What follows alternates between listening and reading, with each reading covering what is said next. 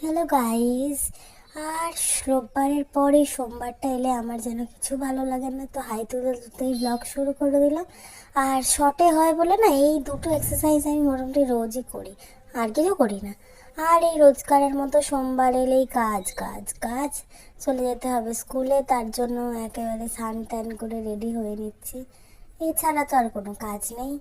তো যাই হোক, মানে ভাবি মাঝে মধ্যে যে রবিবারের পরে সোমবারটা আসে কেন, এটা কি তোমরা সবাই ভাবো?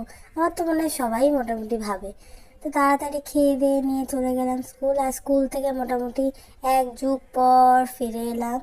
এসে হঠাৎ করে আজকে আমার বোনের কি হয়েছে ভগবান জানে, হঠাৎ করে তার আজকে আমার রূপচর্চা করতে খুব ইচ্ছে করছে। ও একটা হেয়ার টনিক বানিয়েছে, জানি না কি কি দিয়ে বানিয়েছে, কিন্তু বললো নাকি চুল পড়া কমে যায়। সত্যি সত্যি যদি রেজাল্ট পাই অবশ্যই তোমাদের সাথে শেয়ার করব। আর কি বলবো, দুপুরবেলা রোদ থেকে ফিরে আসে